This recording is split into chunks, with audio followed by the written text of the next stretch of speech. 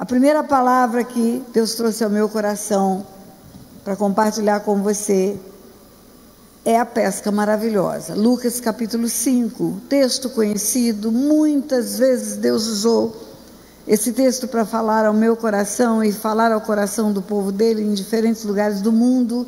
E hoje, mais uma vez, é o texto que brilha aos meus olhos aqui. Está escrito assim: aconteceu que ao apertá-lo a multidão para ouvir a palavra de Deus, estava ele junto ao lago de Genezaré, Lucas 5. E viu 2 barcos junto à praia do lago, mas os pescadores, havendo desembarcado, lavavam as redes. Entrando em um dos barcos, que era o de Simão, pediu-lhe que o afastasse um pouco da praia, e assentando-se, ensinava do barco as multidões. Olha Jesus sentado aqui. Quando acabou de falar, disse a Simão: faze-te ao largo e lançai as vossas redes para pescar. Respondeu-lhe Simão: mestre, havendo trabalhado toda a noite, nada apanhamos, mas sob a tua palavra lançarei as redes. Isto fazendo, apanharam grande quantidade de peixes, rompiam-se-lhe as redes. Então fizeram sinais aos companheiros do outro barco para que fossem ajudá-los. E foram e encheram ambos os barcos a ponto de quase irem a pique. Vendo isto, Simão Pedro prostrou-se aos pés de Jesus, dizendo: Senhor, retira-te de mim, porque sou pecador. Pois à vista da pesca que fizeram, a admiração se apoderou dele e de todos os seus companheiros, bem como de Tiago e João, filhos de Zebedeu, que eram seus sócios. Disse Jesus a Simão: não temas, doravante serás pescador de homens. E arrastando eles os barcos sobre a praia, deixando tudo, o seguiram. Eu gosto de entrar na história, eu gosto de me inserir no contexto. É muito mais fácil você imaginar tudo o que aconteceu. Então entra comigo na história. Jesus está sendo seguido por uma multidão. Está escrito multidão. A motivação pela qual a multidão acompanhava Jesus era diversa. Muitos seguiam Jesus para verem milagres, sinais, maravilhas. Alguns porque sabiam que ia ter acontecimentos especiais, coisas que nunca viram na vida deles, e também multiplicação de pães e peixes. Outros seguiam a Jesus por curiosidade. É um novo profeta que está andando no meio dos homens e ensinando coisas diferentes do que já foi ensinado até agora. Alguns seguiam Jesus para persegui-los, para dar notícia para os perseguidores do que estava acontecendo. Por isso, tantas vezes ele dizia: vai e não fale nada. Mas eu não sei porque essa multidão estava seguindo Jesus. Eu só sei que chegaram na beira de um lago. E eu não sei se você sabe pescar. Eu já pesquei muito. Minha terra é Mato Grosso do Sul e eu pesquei muito e eu sei o que é pescar. E eu sei que a pesca durante a noite, durante a madrugada, é muito mais viável do que pela manhã, quando o sol aparece e está rodeado de gente à beira do lago. Ruído, muito barulho, afasta o peixe. E eu sei que quando o pescador volta da pesca, que ele tentou muitas vezes e nada pescou, ele está frustrado. Ele está frustrado. Às vezes íamos pescar levando só o fogareiro, levando o pãozinho para acompanhar e não levávamos mais nada, porque tínhamos certeza que íamos pescar. Eu ia com o pastor Otto, nossos filhos, íamos para a beira do rio, passávamos o dia todo. Não tínhamos estrutura nenhuma. Na verdade, era uma rede e um carro. As tralhas de pesca todas iam no porta-mala do carro. O lugar era perigoso, chama Rio das Mortes. E aí pegávamos as nossas crianças, botava pijama para tampar o corpo todo por causa de mosquito, pernilongo, e as mãozinhas e os rostinhos, passávamos repelendo, deixávamos eles dentro do carro para dormir, um pedacinho do vidro aberto para entrar o oxigênio no carro, e eu e o Otto nos revezávamos acordados. Um ficava acordado uma parte da noite, com uma arma na mão, porque lá tinha onça, e o outro ficava acordado da parte da noite, com a arma na mão, porque se viesse um animal perigoso, espantava com um tiro, não para matar, mas enfim, eu sei o que é pescar. E eu sei que quanto mais peixe você pesca, mais alegria você tem, porque você não só come o peixe, como distribui para outras pessoas. Mas a verdade é que esses pescadores terminaram a noite frustrante. Quando eles vêm, eles estavam lavando as redes. Estavam limpando as redes. Porque já não ia mais continuar. Jesus pede, Jesus solicita. Jesus é muito educado para entrar na vida de uma pessoa, na casa de uma pessoa. No livro de Apocalipse está escrito: eis que estou à porta e bato. O mundo espiritual é assim. Imagina que isso aqui é o mundo natural.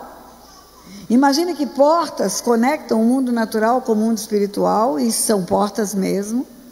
Porque Deus fala para Caim: o pecado jaz à porta, te cumpre dominá-lo. Você vai abrir portas para o inimigo, se você pecar, em outras palavras.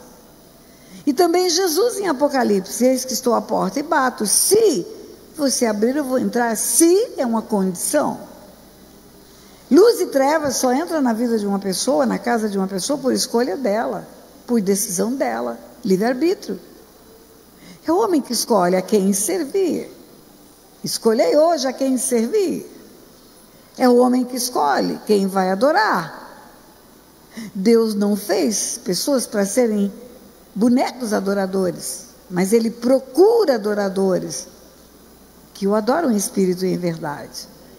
Então, Jesus não vai falar para Pedro: eu vou entrar no seu barco. Ele não faz isso. Jesus pede, ele pediu, está escrito.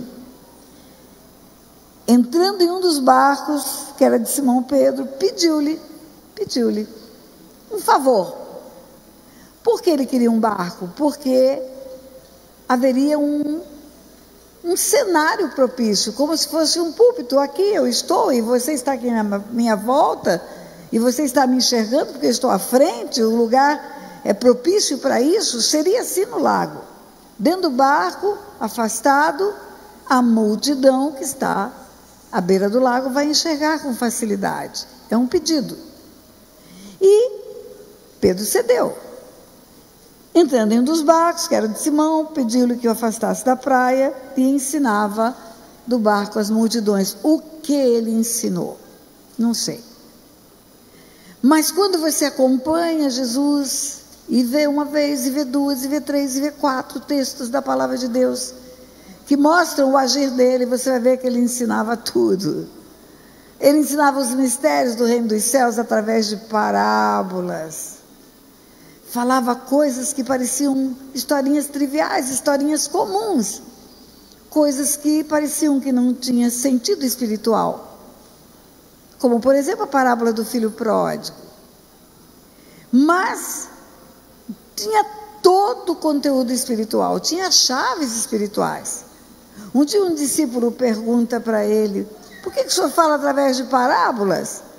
Ele diz: porque não é a todos que é dar a conhecer os mistérios do reino dos céus. Não é a todos que é dado esse privilégio.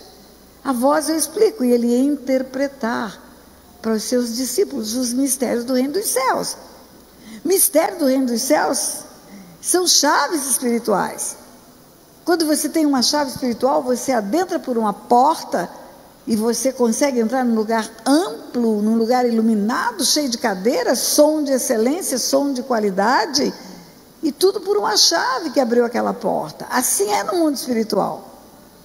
Uma chave espiritual, que é dada numa parábola, por exemplo, faz você entender tantas coisas na Bíblia que até então aos teus olhos pareciam coisas comuns, mas são incomuns, são sobrenaturais, são Joe. Sabe o que é Joe? É de outro mundo. É de outro mundo. Na parábola do filho pródigo, por exemplo, a chave espiritual da parábola do filho pródigo não é um filho que vai embora, um filho que faz tudo errado. Um filho que comete tudo de ruim.com, que desonra o pai, que se afasta do pai, que leva tudo que é seu com a intenção de não voltar mais, que gasta tudo e vai viver dissolutamente. Não é essa a chave. Não é para falar de pecador arrependido. A parábola do filho pródigo é um puxão de orelha, a chave espiritual. Jesus puxando a orelha dos fariseus. Porque os fariseus criticaram Jesus porque andava e comia com pecadores. Os fariseus criticando Jesus porque estava caminhando no meio dos pecadores. E o personagem principal, a chave da parábola do filho pródigo, é o irmão que ficou em casa, bonitinho. Não foi embora, não foi viver dissolutamente, não gastou tudo com meretrizes. Ficou em casa, trabalhador, certinho, bonitinho, menino de bem. Entretanto, contudo, todavia, coração duro, incapaz de perdoar o irmão arrependido, incapaz de ver o coração do pai sofrendo, porque o irmão foi embora e deixou o pai, e o pai chorou muito. Incapaz de se alegrar com o arrependimento, com a festa que o pai faz para o pecador arrependido. A chave da parábola do filho pródigo não é o filho pródigo, é o outro. É o outro. O filho pródigo fala a palavra pai 5 vezes. E o outro não fala a palavra pai nenhuma vez. O outro é religioso. O outro é fariseu. O outro é julgador, tem dedo apontado. Queridos, cuidado com isso. Cuidado com isso. Lembre-se de uma frase que eu vou te deixar aqui hoje. Uma pessoa é maior do que o seu erro. Uma pessoa é maior do que o seu erro. O arrependimento cancela o erro e a pessoa volta a ser quem ela era. O arrependimento anula o pecado, cancela o pecado. Arrependei-vos e convertei-vos para serem cancelados os vossos pecados. Dedo apontado, julgamento, maledicência. Ah, queridos, vocês não sabem o quanto isso é danoso. Existem pecados que não são escandalosos. São secretos, são pecados do pensamento, mas que constroem um muro de separação entre nós e Deus.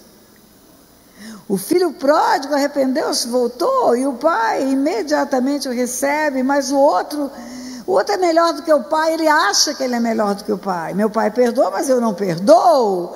E muito fariseu age assim. Meu pai perdoou, mas eu não perdoo.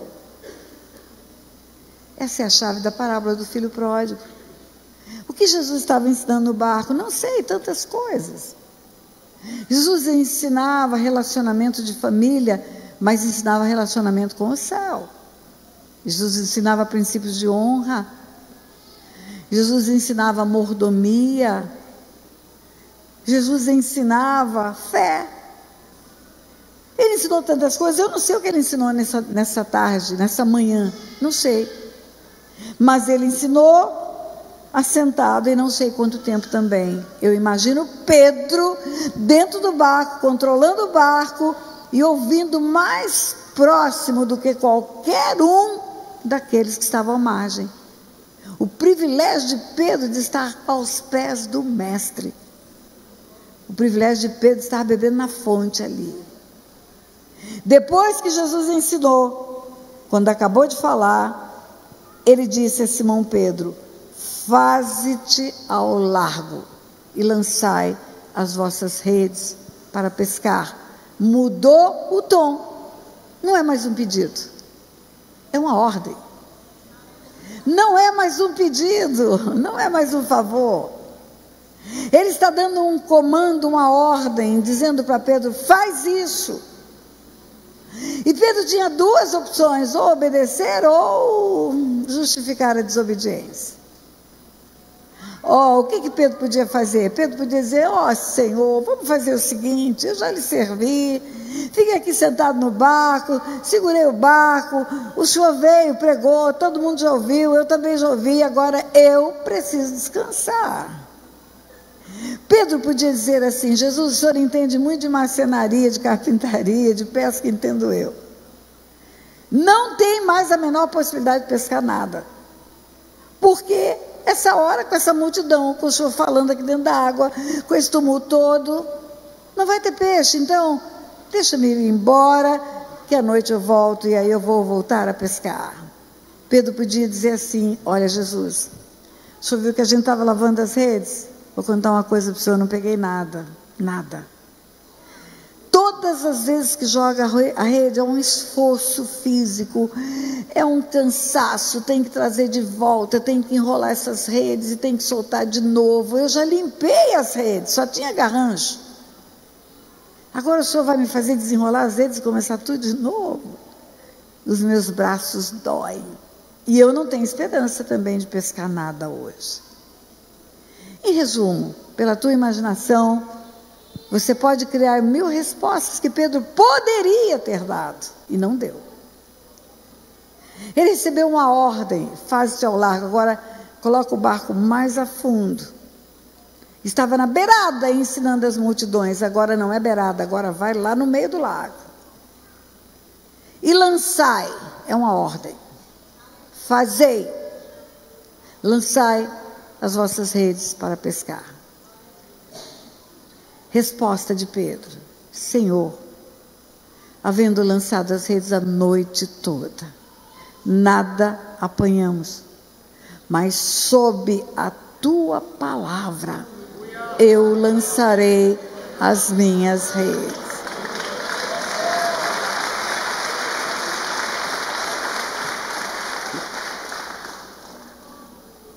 Não é pelas circunstâncias, não é pela possibilidade, não é pelo natural, é pelo sobrenatural que vive quem está sob a palavra de Deus, embaixo dela. Eu falo que eu ando embaixo da nuvem. Por que eu nunca me ofereci para ir em lugar nenhum? Porque eu falo que eu vou onde a nuvem vai, eu vou onde Deus me manda. Aqui foi uma exceção em 40 anos de ministério. Você está debaixo da nuvem, você está sob a palavra de Deus, você está sob o comando de Deus, que isso não vai dar errado de jeito nenhum, porque Ele empenha a palavra dEle, é Ele que empenha.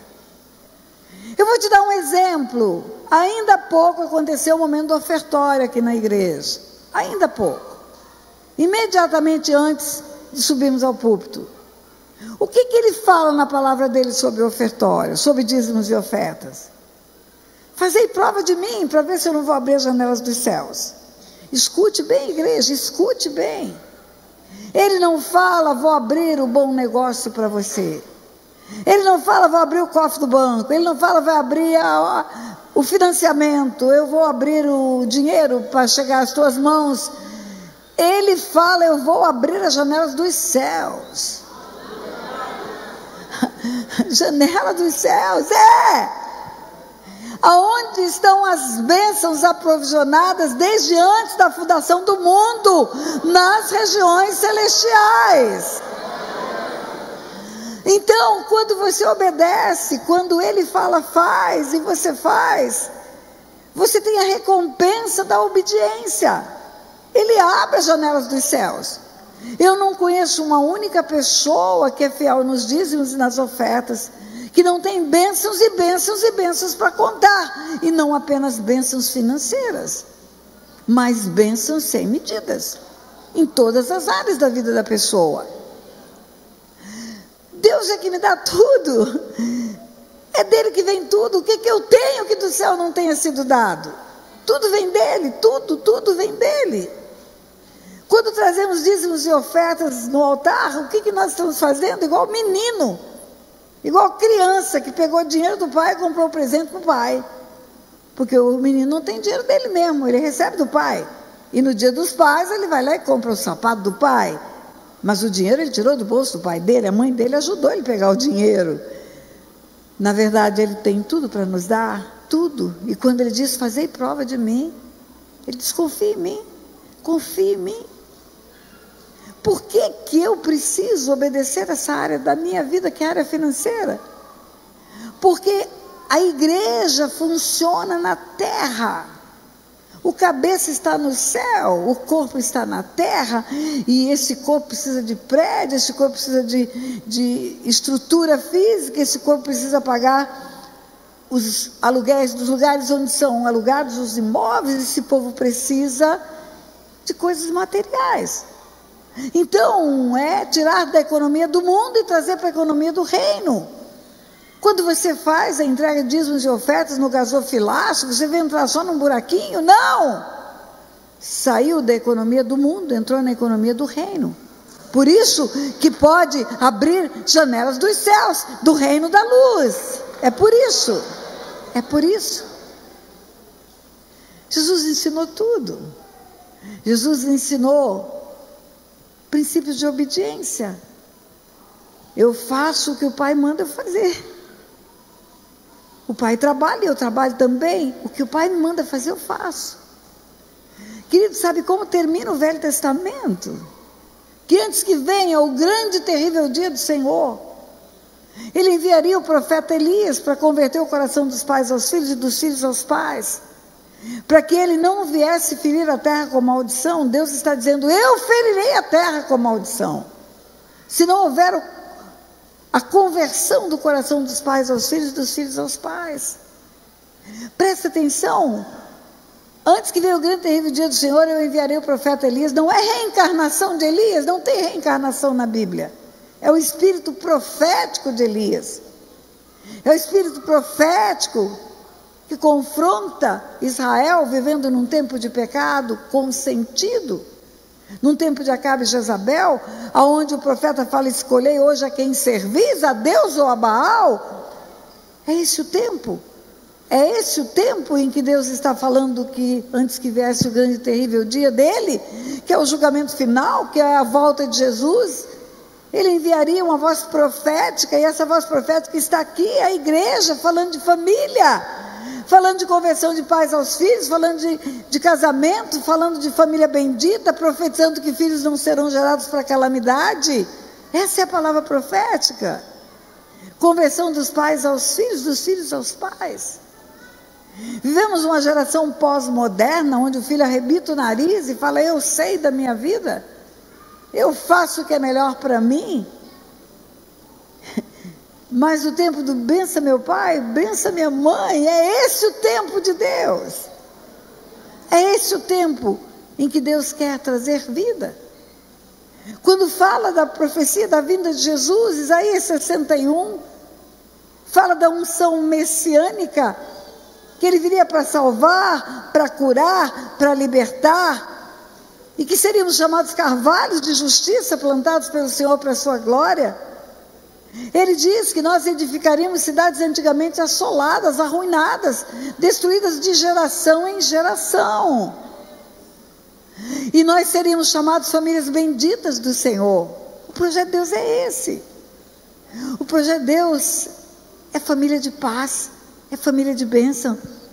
Filhos convertidos aos pais. Pais convertidos aos filhos primeiro. O texto tem uma ordem: antes que venha o grande e terrível dia do Senhor, eu mandaria o profeta Elias para que haja a conversão dos pais aos filhos e dos filhos aos pais. Os pais primeiro. Por que os pais primeiro? Porque os pais são mais experientes, são mais maduros, já viveram mais. Os pais podem ter um coração compassivo numa medida maior do que os filhos.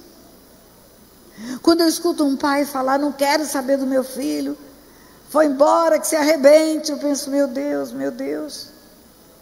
Quando eu escuto um pai falar: meu filho que se vire para ganhar dinheiro, o que eu construí com meu esforço, agora ele que se alinhe. Mas a Bíblia diz que os pais entesouram para os filhos. A Bíblia fala. A Bíblia fala: ouve, filho meu, teu pai. Há um projeto de Deus que os pais ensinem os filhos. Ensinem tudo, tudo. Uma geração ensina a outra geração. O quê? Tudo, tudo. E quando você vê uma geração rebelde que se levanta e acha que os mais velhos não têm absolutamente nada para ensinar, eu digo: ai, ai, ai. Honra teu pai e tua mãe, para que se prolongue os dias na terra que teu Deus te dá e te vá bem. Honra teu pai e tua mãe. para que se prolongue os dias na terra que teu Deus te dá e te vá bem. Desonra teu pai e tua mãe, você vai ter vida encurtada. Vai morrer cedo. Não é profecia da pastora Tânia, é Bíblia. E desonra teu pai e tua mãe, a tua velhice vai ser sofrida. Se você viver muito, você não vai viver bem. Só vai viver bem se honrar pai e mãe. Deus empenha a palavra dele. Honra teu pai e tua mãe é o mandamento e a promessa, a recompensa, para que se prolongue os dias na terra e te vá bem. Queridos, tem uma história bíblica que é terrível. É terrível a história de Rebeca e Isaac. Rebeca e Isaac é tão linda sob alguns aspectos. Mas escute bem, Rebeca estava grávida de gêmeos, Esaú e Jacó.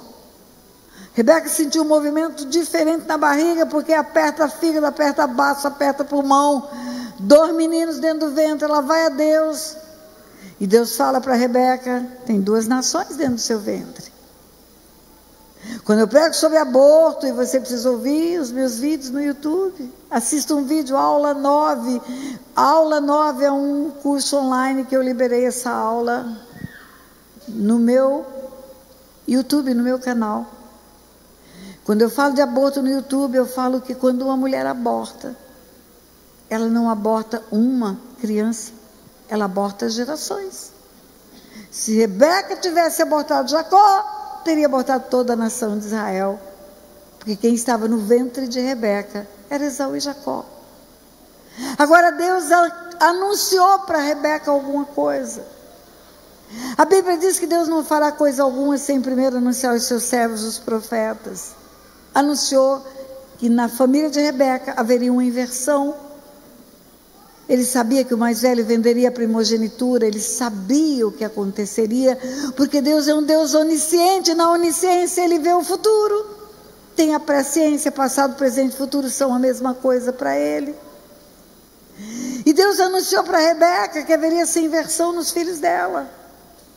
O mais velho venderia a primogenitura, o mais novo dominaria. Não seria Deus de Abraão, Isaac e Esaú, seria Deus de Abraão, Isaac e Jacó. Jacó é que levaria o nome da família. Jacó teria uma primogenitura espiritual, porque Esaú abriu mão da sua primogenitura. E Deus anunciou para Rebeca, anunciou para dar conhecimento a ela só para isso. Ele não disse para ela fazer nada, ele não disse faça isso, faça aquilo outro. Mas a notícia foi suficiente para gerar no coração da Rebeca uma contaminação. Preferência por Jacózinho. Jacózinho era o preferido de Rebeca. Você conhece a história? Se não conhece, vai lá para ver. Está no livro de Gênesis. Esaú chegou do campo, cansado, com fome. Jacó estava fazendo um guisado. E Esaú troca a primogenitura por um prato de lentilhas. Trocou a primogenitura, o direito de ter herança em dobro, o direito de levar o nome da família. Ele negligenciou o privilégio de ter esse direito. Abriu mão. E o irmão tomou para si o direito. Pronto, aconteceu o que Deus falou. Deus falou. É isso que Deus falou. Anunciou o profeta, aconteceu. Deus dá notícia do que vai acontecer. Mas não parou aí a intenção má do coração de Rebeca. Rebeca queria mais. O velho marido de Rebeca estava lá no leito de enfermidade, a velhice chegando, com os olhos baços por uma catarata de idade, certamente. O velho Isaac não enxergava muito bem e pediu para o filho dele, que para ele era o primogênito, era Esaú, que fosse ao campo, porque caçador que era, trouxesse uma caça, fizesse um guisado com a caça e trouxesse para o velho pai, para o pai abençoar aquele moço, para o pai profetizar a bênção. Olha a importância da bênção paterna, igreja. Olha a importância quando eu vejo pastor Josué subir com o seu pai aqui em cima, e honrar o seu pai, e descer com o seu pai segurando pelo braço para que não caia. Você tem dúvida de que bênção vem sobre a vida dele por isso? Não tenha dúvida, não. Não tenha dúvida. A bênção paterna é da maior importância, a bênção materna é da maior importância. Muito bem, e Esaú vai para o campo, vai caçar, vai fazer o guisado para o seu velho pai. E aí a mamãe Rebeca, com a sabedoria humana, carnal e demoníaca, porque não tem só a sabedoria que vem do alto, não, igreja. Tem sabedoria que vem do alto, mas tem uma outra que é humana, carnal e demoníaca, está escrito no livro de Tiago. E com uma sabedoria humana, carnal e demoníaca, ela tem um plano, e ela executa o plano. Ela chama Jacozinho, o predileto dela, e fala: olha, você vai fazer agora o seguinte, eu estou fazendo o guisado, já está quase pronto, você vai botar pelo de animais no corpo, para o teu pai que não enxerga, quando passar a mão em você, pensar que você é o seu irmão. Você vai vestir roupa do seu irmão para ficar com o cheiro do seu irmão, e você vai levar o guisado e vai mentir para o seu pai que você é o irmão. Jacozinho tinha um pouco mais de juízo do que a mãe. Mãe, esse negócio não vai dar certo. Resposta dela: eu tomo para mim a consequência disso. Em outras palavras, vai que é tua, Tafarel. Só os antigos sabem o que é isso. E ele foi. E ele mentiu para o pai. E aí ele já estava tão envolvido como um personagem da mentira, que o pai falou: foi tão rápido, você já voltou com a caça? Tão rápido que foi? E ele responde: Deus me ajudou, misericórdia. Não foi Deus, foi a mamãe manipuladora, foi a mamãe com ideias demoníacas, com a sabedoria que não vem do alto. E ele recebe a bênção que o irmão deveria receber. E você conhece a história? O irmão ficou muito irado quando volta do campo, que lá está o pai fala: mas você já trouxe. Aí ele entendeu, não era ele, era o irmão usurpador, que dirigido pela mãe fez o que fez. Aí ele fica com raiva do irmão, aí ele quer matar o irmão. E aí a mamãe, a linda Rebeca, fala para Jacozinho: vai para a casa do seu tio Labão, fica lá uns dias, está escrito uns dias, até acalmar o seu irmão, depois você volta. Queridos, não foram uns dias, foram 20 anos. 20 anos. 20 anos num tempo que não tem telefone celular, não tem internet, não tem correio, só sinal de fumaça. 20 anos essa mulher não soube do seu filho. 20 anos essa mulher perdeu a alegria de ter com ela o Jacozinho. O outro filho, por sua vez, começou a afrontar a mãe, fazendo coisas que feriam o coração dela. A Bíblia conta que quando volta Jacó, anos e anos depois, ele encontra-se com o seu irmão, mas ele não se encontra com os seus pais. Os pais já tinham morrido. Então Rebeca nunca mais viu seu filho. Na verdade, ela perdeu 2 filhos. Ela perdeu um pela distância e ela perdeu o outro pelo desamor. Mas pior do que isso, Rebeca não perdeu só 2 filhos. Rebeca perdeu a alegria, o prazer, o gozo, o contentamento de tomar nos braços os 12 filhos de Jacó. Só quem é avó sabe o que é isso. E quem são os 12 filhos de Jacó? Os patriarcas de Israel, os cabeças das tribos de Israel. Rebeca perdeu a oportunidade de estender a mão e abençoar aquelas crianças. E por que mesmo que Rebeca perdeu tudo isso? Porque ela levou um filho a desonrar o pai. Entenda o princípio da honra. Entenda, mulher, o princípio da honra. Quando o teu marido falar é assim, é assim.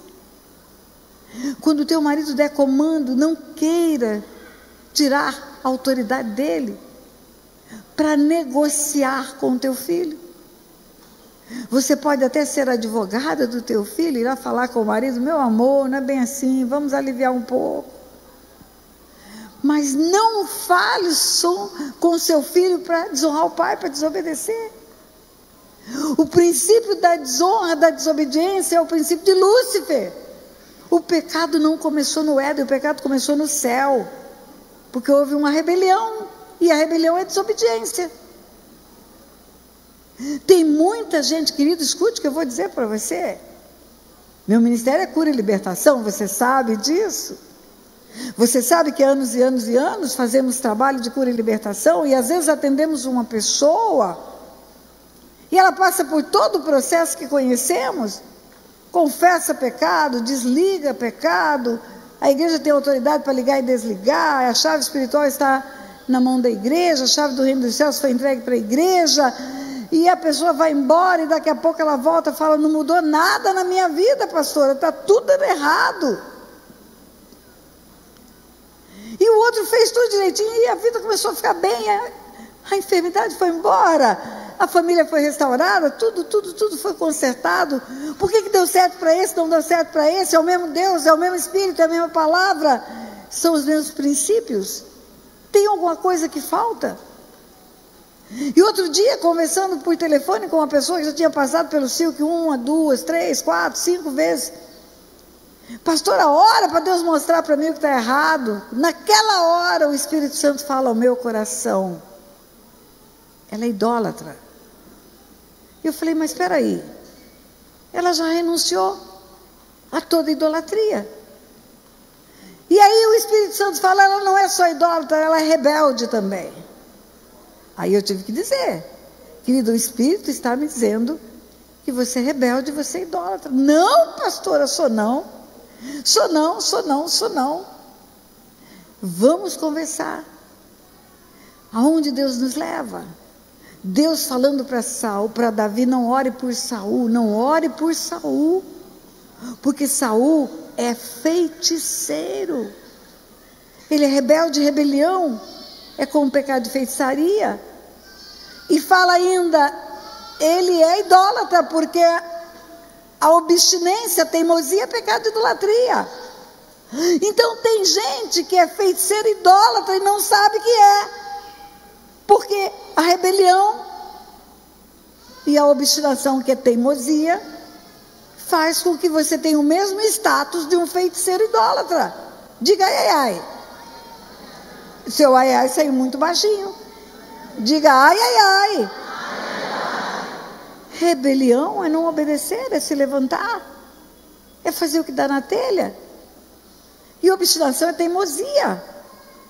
Uma pessoa obstinada, ela não aceita conselhos, ela acha que ela está sempre certa, ela acha que ela é a dona da razão. É o eu falo: você é o quase o eu sou, você é quase o próprio Deus, você sabe tudo, ninguém sabe mais do que você.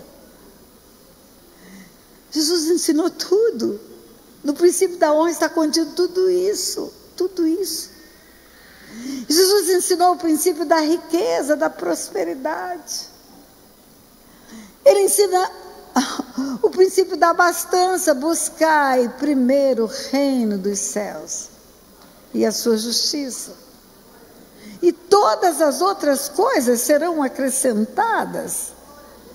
Ele não está dizendo para você não buscar outras coisas, ele está dizendo para você buscar primeiro. Ele está botando uma ordem. Tem uma ordem. Número 1, o reino dos céus e sua justiça. Aí o resto é do 2 para frente. Primazia com as coisas de Deus. Primazia com as coisas de Deus.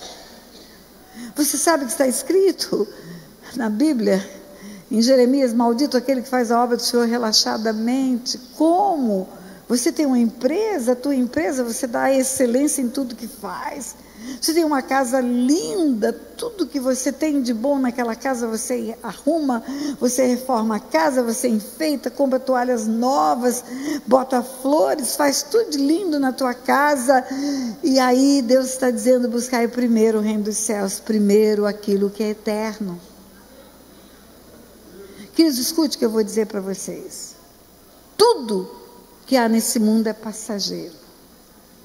Diga, tudo é passageiro. Agora olha para quem está do teu lado e fala, tudo é tudo. Fala de boca grande, tudo é tudo. Eu estava nos Estados Unidos. Estava sentado numa lanchonete com uma querida irmã. E ela estava elogiando a segurança dos Estados Unidos, dizendo que ela gostava de lá porque aquele era um país ultra seguro e uma economia ultra estável, tudo certinho. E ela usou uma expressão, ela disse, olha, nada derruba a Bolsa de Valores dos Estados Unidos, porque as empresas são sérias, existe uma fiscalização boa, tudo é muito transparente. E outra coisa, pastora, a segurança que tem nos Estados Unidos é sobrenatural. A NASA, os organismos de vigilância, de polícia, têm equipamentos para detectar uma mosca entrando no espaço aéreo americano. Por isso aqui tudo é muito seguro. Por isso as fronteiras, por isso a imigração, por isso tudo é muito exigente. Porque é segurança para a nação. E eu disse, que bom. No outro dia eu peguei um avião, cheguei no Brasil, e no outro dia entra terroristas no espaço aéreo americano e derruba as Torres Gêmeas. A Bolsa de Valores foi para o chão. A segurança foi para o chão. A economia despencou. Que só Deus é seguro, só Deus é seguro. Não coloque a sua confiança em nada.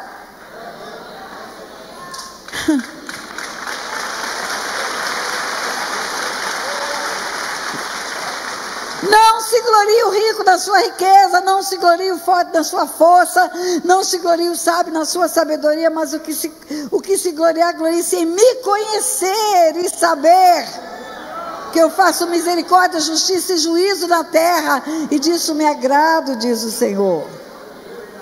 Não confie em nada, a tua confiança vem do alto. Davi dizia, eleva os olhos para os montes, de onde me virá o socorro? Não é do monte, o meu socorro vem do Senhor, que fez céus e terra. É do Senhor que vem.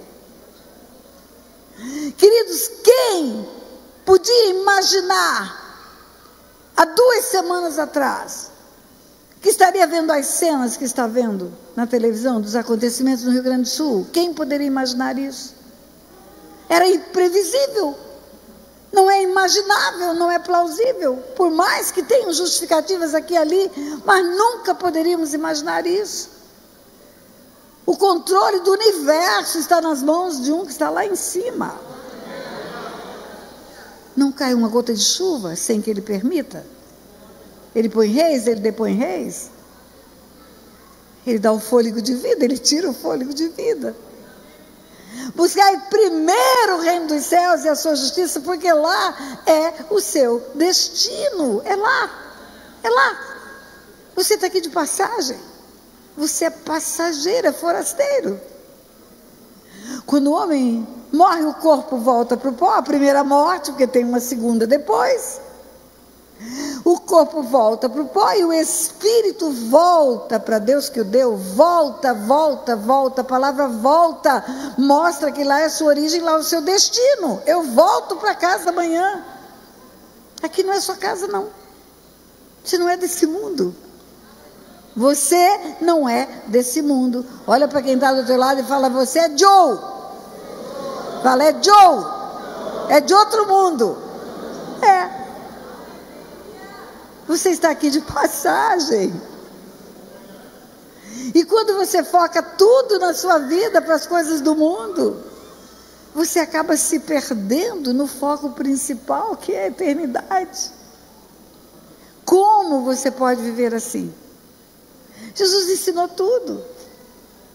Jesus ensinou sobre vida eterna, Jesus ensinou sobre vida terrestre, ensinou a obedecer leis. A César o que é de César, a Deus o que é de Deus. Eu digo que o mundo espiritual é legal, funciona dentro de leis. Eu digo que Deus me fez juíza para entender o mundo espiritual. E o mundo espiritual é legal. E quando você entende leis e quando você cumpre leis, você vai tendo facilidade para entender o mundo espiritual. Princípios espirituais de lei, vou te dar um exemplo bíblico. A criação do homem. Quando Deus fez o homem, a sua imagem e a sua semelhança, depois de haver feito tudo. Em Gênesis 1:26 está escrito: também disse Deus: façamos o homem à nossa imagem, conforme a nossa semelhança, e tenha ele domínio sobre tudo, sobre todos os animais que voam, nadam, rastejam, sobre toda a terra. Tenha ele domínio sobre toda a terra. Também disse Deus: façamos o homem. Não está escrito também disse Deus: farei o homem. Não é singular, é plural. Façamos o homem, porque Pai, Filho e Espírito Santo estavam juntos fazendo o homem. Façamos o homem conforme a nossa imagem, a nossa semelhança, e tenha ele domínio sobre tudo, sobre toda a terra. E aí você fala: mas a terra não é do Senhor? A terra e a sua plenitude, todos que nela habitam, conforme está escrito no Salmo 24, é propriedade. E quando você entende de leis, você sabe que o Instituto Jurídico de Propriedade é diferente do Instituto Jurídico de Domínio. O proprietário é o dono, e porque ele é o dono, ele vai destruir e vai fazer nova terra e novo céu. Agora, o domínio é o direito de estar com legalidade permitida por Deus, e administrar, e gerir, e cuidar. Porque o homem tem o domínio da terra, é que ele tem a chave que abre a porta para a luz ou trevas. Ele é que chama para a terra quem ele quer. Porque o homem tem o domínio da terra. Jesus ensinou o homem a orar: Pai nosso que estás nos céus, santificado seja o vosso nome, venha o teu reino, e seja feita a tua vontade, assim na terra como no céu. Ora, eu preciso dizer para Deus aonde ele pode fazer a vontade dele? Se é na terra, eu preciso dizer, porque a terra é um espaço que Deus me entregou para dominar. Você vai entender se eu te mostrar juridicamente isso. Imagine que isso aqui não fosse próprio, fosse alugado, que esse imóvel tivesse um dono que alugou para este ministério. A escritura, o registro de imóveis, está no nome dele. Ele vende se ele quiser, ele derruba se ele quiser. Ele escolheu alugar, e por um contrato de locação, ele permite o uso legal do ministério. E como esse uso está legalmente concedido por ele ao ministério, ele não pode entrar por aquela porta em noite de culto e fazer o que ele quer nesse lugar. Ele não pode entrar por aquela porta e dizer: vamos mudar o lugar do altar. Eu não quero que toque esse louvor, eu quero que toque outro. Ele não pode se meter, porque é ilegal. E o mundo espiritual é legal. Deus trabalha dentro de leis. O homem domina a terra e vai prestar contas a Deus do domínio. Ele abre portas, ele fecha portas. Ele faz a gestão de acordo com a vontade de Deus ou não. Mas até o dia em que os portais forem abertos e Jesus entrar por ele, o homem tem o domínio. Ah, mas haverá um dia: levantai portas as vossas cabeças, levantai portais eternos, para que entre o Rei da Glória.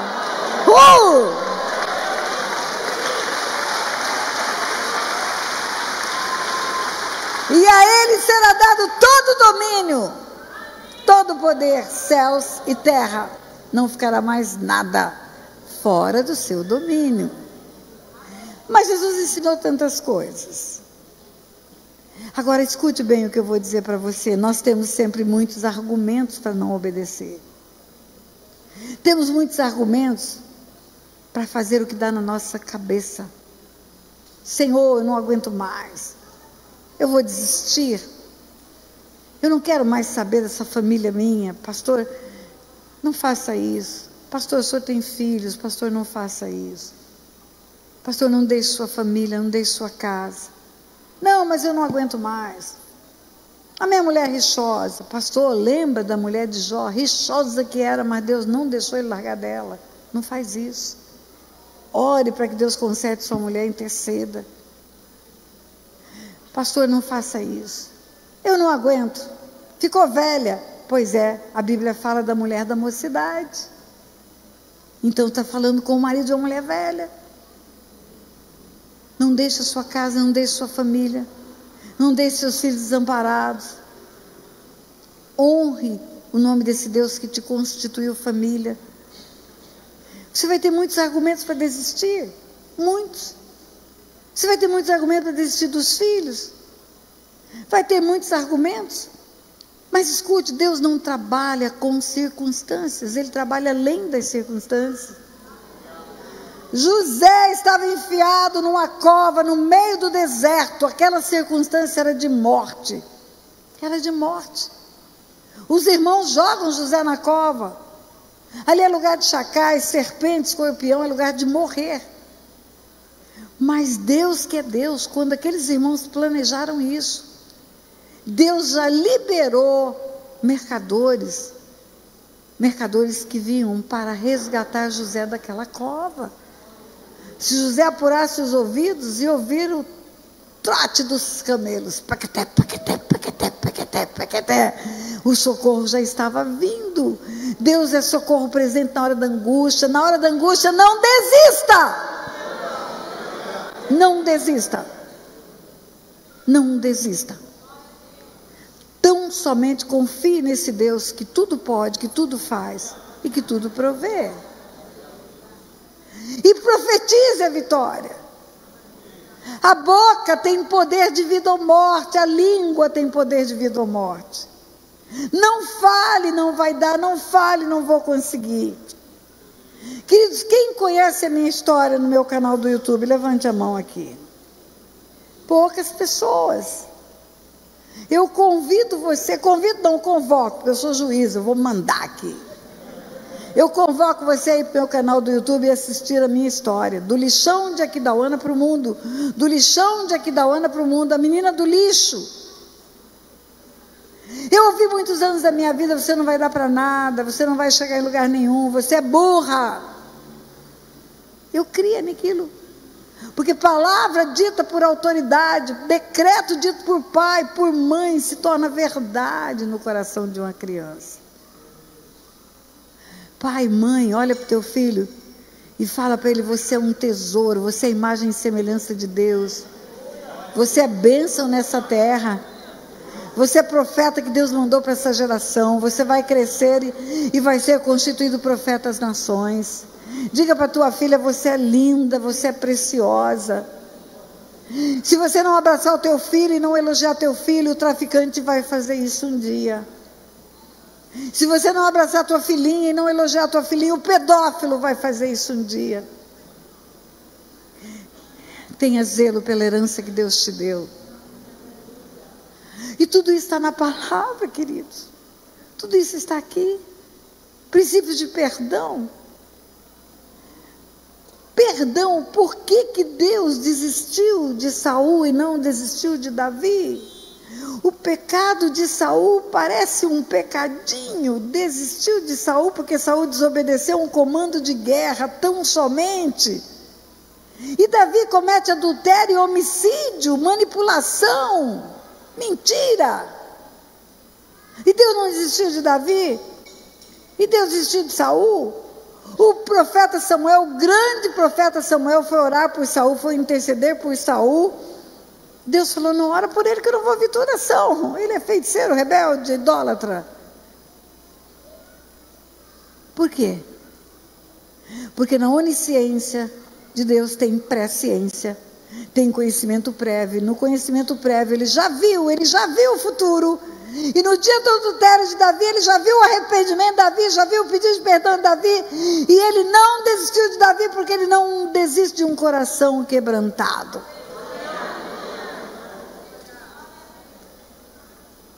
Quando Davi escreve o Salmo 139, fala, o Senhor estava tecendo os meus ossos no ventre da minha mãe, e já sabia todos os meus dias. Claro que sabia. Você nem nasceu e Deus já sabe tudo a seu respeito. Deus sabe tudo. O teu pecado vai separar você de Deus, mas o teu arrependimento vai cancelar o pecado e vai trazer você de volta. Arrependei-vos e convertei-vos para serem cancelados os vossos pecados. Mas escute bem, pecado precisa ser arrependido, não é justificado. Pecado que justifica não tem arrependimento. E pecado arrependido não é como remorso. Remorso, você está preocupado com a reputação, com as pessoas, com a consequência, com a encrenca que você arrumou. E no remorso você pode até suicidar como Judas. No arrependimento você toma atitudes. Volta para o filho pródigo. Levantar-me-ei, irei ter com meu pai. E direi para o meu pai: Pai, pequei contra o céu e diante de ti. Não sou digno de ser chamado teu filho. Ele fez um plano de caminho de volta. Ele fez um plano de conserto. E executou o plano. E arrependimento faz com que você tenha decisões de fazer caminho de volta. Se você desonrou o pai, vai lá, peça perdão, conserte com seu pai. Se você botou filho fora de casa, coloca hoje no WhatsApp uma mensagem para ele: filho, volta para casa, tua cama está arrumada, não importa como você está. O filho pródigo voltou fedendo um porco, e o pai o abraçou e o beijou.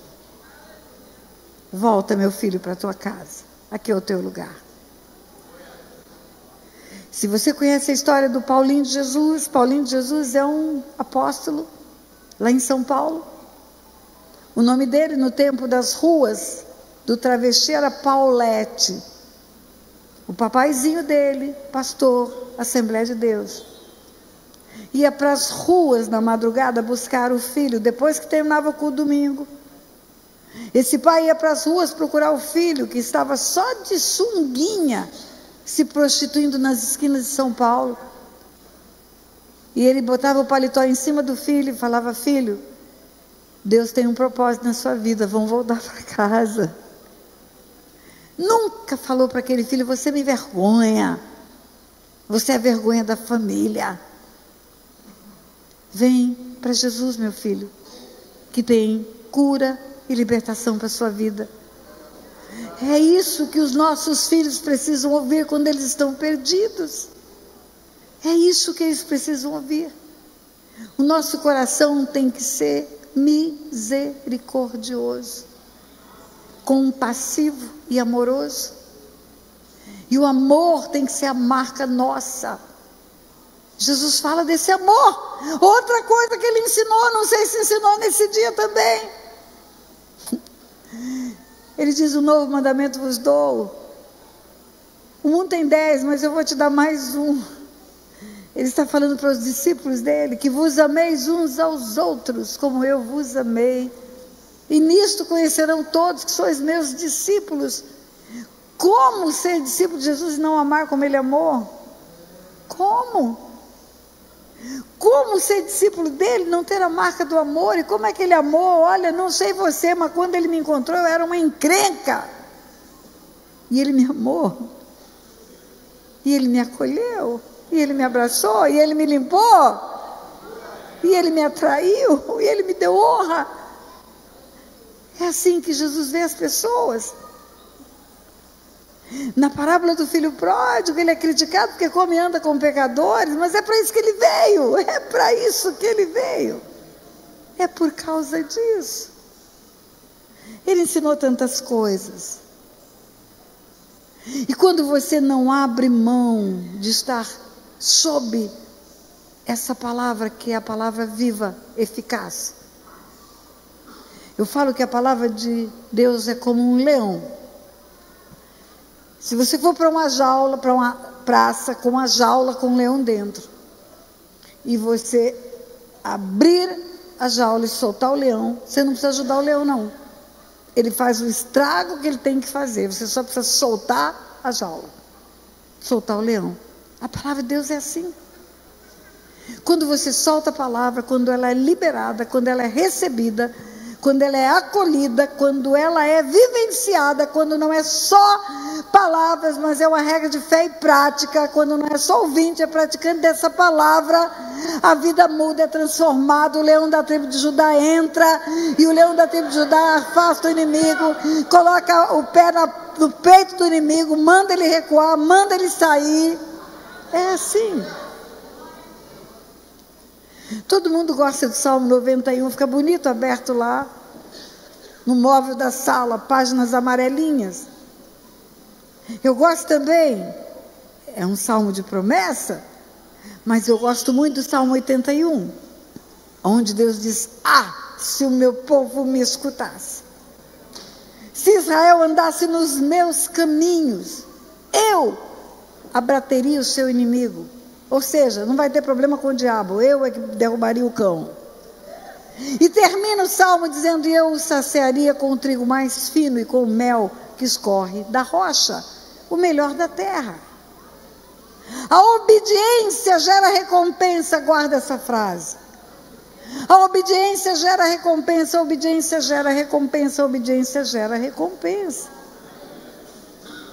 Se você apenas disser sim, Senhor, não é o que eu quero, mas é o que eu vou fazer, porque a tua palavra está dizendo isso, você vai ver um resultado excepcional. A pesca vai ser maravilhosa. Vai pescar tanto que o barco quase vai a pique, você vai ter que distribuir com todo mundo.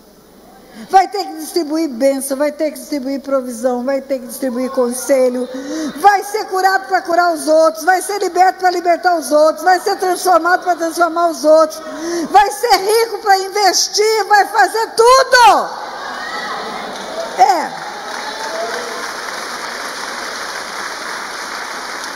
Será uma pesca maravilhosa, porque Deus é assim.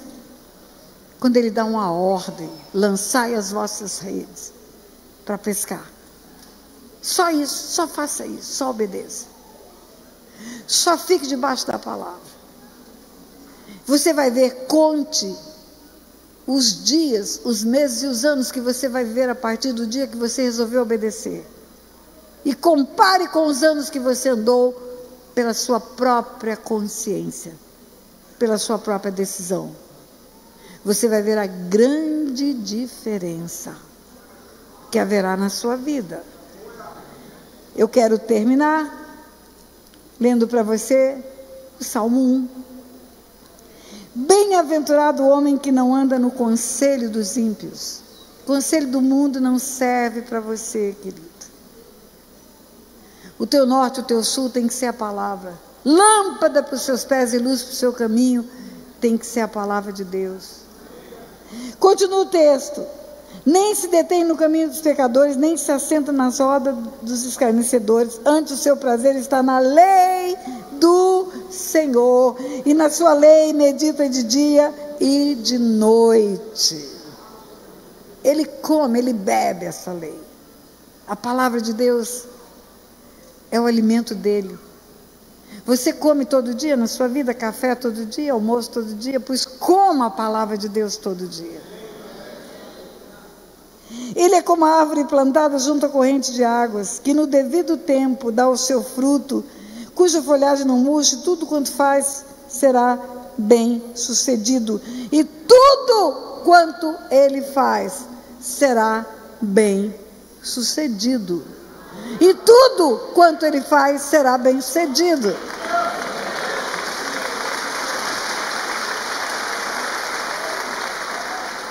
O mundo hoje está rodeado de ensinos de sucesso. Tem nomes diferentes. Coisas que focam autoajuda, desenvolvimento pessoal, estruturas humanistas para você ter sucesso. A fórmula do sucesso está aqui. Anda no caminho do Senhor, faz o que Ele manda, faz o que Ele te dá, porque Ele é Pai, Ele sabe o futuro, Ele sabe que se você for aqui vai cair ali, por isso Ele diz: não faça isso. O não de Deus não é restrição de liberdade, o não de Deus é proteção para o homem. Então, o meu conselho hoje para as famílias que estão aqui: prepara as redes. Prepara as redes. E lança as redes segundo a palavra de Deus. Lança as redes segundo a palavra de Deus. Vocês vão ver o resultado disso. Esposas, se está escrito que a mulher tem que ser submissa ao marido, seja submissa ao seu marido. Marido, se está escrito que o homem tem que amar a esposa como Jesus amou a igreja, ame a sua esposa. Pais, se está escrito que não devem irritar os filhos, façam isso. Filhos, se está escrito que tem que honrar pai e mãe, façam isso. Servos, se está escrito que vocês têm que fazer tudo como se fosse para o Senhor, escrito para o Senhor, trate os servos de um jeito bom. O pai do filho pródigo era tão bom patrão, que porque ele era bom patrão, que o filho pródigo voltou para casa. Ou, até os trabalhadores do meu pai têm pão com fartura, eu vou voltar para a casa do meu pai é bom para os empregados dele. Seja misericordioso com as pessoas à tua volta. Chore com os que choram. Não fique indiferente para a dor do seu irmão ao teu lado. Lembra da história do próximo? Quando Jesus vai falar do amor ao próximo, qual é o modelo que ele dá? O samaritano, que acolhe o rapaz que foi arrebentado pelos salteadores. Passa um sacerdote, não faz nada. Passa um levita, não faz nada. Passa um samaritano que nem conhecia das leis. O sacerdote conhecia, o levita conhecia. Mas o samaritano, não conhecendo a lei, tem um coração misericordioso. E acode aquele homem. E detalhe, não quis saber o que aconteceu. Só quis saber que era um próximo precisando de ajuda. Só. Fez o que pôde. Não chegou para aquele cara e falou: você deve estar aí porque você deve ter sido ladrão, roubou e agora te arrebentaram. Ou você tomou a mulher de alguém aí, o cara acabou com você. Não, só sabia que precisava de ajuda. Esse coração misericordioso e compassivo é o que nós temos que ter. E tem que começar com os nossos, família. A Bíblia fala que não cuida dos seus é pior do que o incrédulo. Diga ai. Família, mãe, pai, irmão, vai amparar os seus. Quando nós conseguimos viver essa vida, aí sim, o texto de Isaías 61 vai ser aplicado para nós. Seremos chamados famílias benditas do Senhor. Edificaremos cidades antigamente arruinadas, destruídas de geração em geração. E a nossa posteridade será conhecida na terra. Ontem eu disse aqui que eu não quero deixar só filhos, eu quero deixar um legado. Um legado. Eu quero construir um legado. Pela lei natural, eu tenho mais passado do que futuro. O papai do pastor Josué tem 74, eu tenho 76. Se a vida fosse um jogo, papai, nós já estaríamos na metade do segundo tempo. Mas pode ter prorrogação e pênalti, eu acredito nisso. Mas o jogo vai acabar uma hora. E o que é que nós estamos deixando para as gerações futuras? O que estamos construindo para os nossos filhos como modelo de família? O que Rebeca transferiu para os seus filhos como modelo de honra? Desonra. O que estamos construindo no nosso lar? Cantamos aqui, um lar bendito. Minha casa será um lugar de paz, de alegria. E como que você constrói isso? Sob a tua palavra eu vou agir. Sob a tua palavra eu vou fazer. Toda vez que você estiver numa tomada de decisão, está numa encruzilhada, tem uma decisão que parece boa, mas que não é a da palavra. E tem a da palavra que é boa. Você tem que ser suficientemente obediente para dizer: não é o que eu quero, mas é o que eu vou fazer. Jesus falou isso um dia. Eu não vim para fazer a minha vontade, mas a vontade do meu Pai. E por causa disso ele foi recompensado. Porque ele foi obediente até a morte, morte de cruz. Por causa disso o Pai o exaltou sobremaneira. Ele deu um nome que é sobre todo nome, diante do qual todos os joelhos dobrará e toda língua confessará que Ele é Jesus Cristo, o Senhor. Igreja, eu tenho uma proposta a fazer para você nessa noite. A proposta é que você mesmo faça uma oração. Não serei eu a fazer. Se você quiser fazer, não sendo apenas porque eu estou dizendo, mas uma tomada de decisão sua, você fará uma oração pedindo a Deus um coração obediente, pedindo a Deus um batismo de amor pela sua casa, pela sua família, pedindo a Deus um amor renovado pelo seu cônjuge, pelos seus filhos, pedindo a Deus uma medida de amor pelo semelhante, como Jesus quer que você tenha. Mas principalmente pedindo a Deus uma capacidade de colocar isto aqui em primeiro lugar na sua vida. Mas é só aqueles que vão fazer de verdade. É como fazer um voto com o Senhor. E Deus não se agrada de votos de tolos. Se você quer fazer isso, fique em pé. Eu vou concordar com a sua oração, só vou concordar com ela. Isso, só quem quer fazer. Só quem quer fazer. Você sabe qual é a área da sua vida que está desalinhada, você sabe. Você sabe. Talvez palavras duras que você joga em cima de filhos. Não sei onde que eu estava com a cabeça quando eu pari. Você é uma pedra de tropeço, estupício, não sei.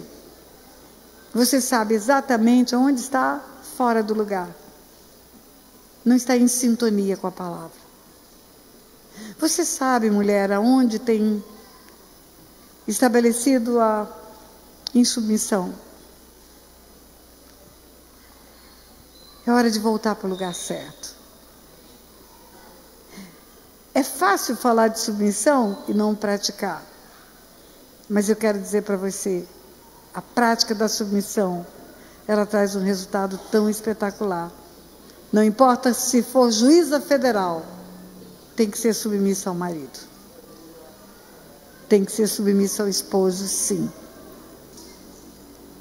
Porque em obediência à palavra de Deus, a recompensa de uma família bendita vem na terra.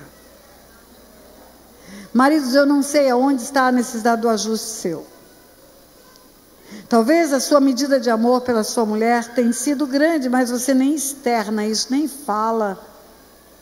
Nem fala para ela que ela é amada, ela precisa ouvir isso. Talvez, marido, você tenha sido mais cobrador do que protetor. Não sei. Você sabe onde precisa ajustar. Faz uma oração pedindo esse ajuste na sua vida. Agora. Abre a tua boca e ora. Abre a tua boca e ora.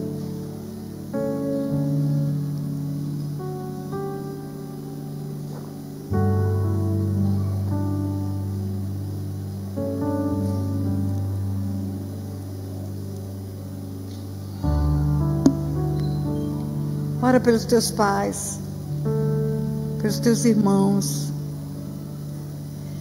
Ora por toda a sua parentela. Eu gosto. Pastor Otto, vem cá, por favor. Eu gosto de me lembrar da história de Raabe, a prostituta. Raabe tinha um prostíbulo sobre a muralha de Jericó. E quando Raabe tomou uma posição com Deus, não foi só ela salva. Foi ela, seu pai, sua mãe, seus irmãos e toda a sua parentela. E parentela não é pai, não é mãe, não é irmãos, é tios, é primos, avós, tudo. Quando você se alinha com Deus, a pescaria é tão grande que sobra para toda a sua parentela. Sobra peixe para toda a parentela. Então ore e fale para Deus: me ajude a me alinhar com o Senhor. Me ajude. Me ajude a me alinhar com o Senhor, Pai. Ser obediente em tudo. Em tudo. Pai, eu concordo com as orações que teus filhos estão fazendo, Pai. Eu concordo e ligo na terra, Pai, para que o Senhor ligue nas regiões celestiais. Eu digo sim, amém, para cada pensamento e palavra que eles estão proferindo agora. Para cada propósito que eles estão fazendo com o Senhor como um voto, Pai. Um voto de vida, de obediência, em nome de Jesus. E profetizo, Pai, que eles serão recompensados pela decisão de obedecerem ao que o Senhor determina, Pai. Porque o Senhor faz isso, é a tua palavra, é tão fácil profetizar uma verdade bíblica. É a constatação da tua promessa, Pai. Que sejam abençoados vocês, e a sua casa, e a sua parentela, em todo o tempo, por onde andarem, tudo o que fizerem, com a boa mão do Senhor sobre suas vidas, em nome de Jesus. Amém, amém e amém. Se você gostou desse vídeo que você acabou de assistir, dê um like, compartilhe e inscreva-se nesse canal. Nesse canal tem centenas de vídeos com conteúdo profundo de cura e libertação, que vão edificar a sua vida e a vida de todos aqueles com os quais você compartilhar. Lembre-se disso. Beijo no coração.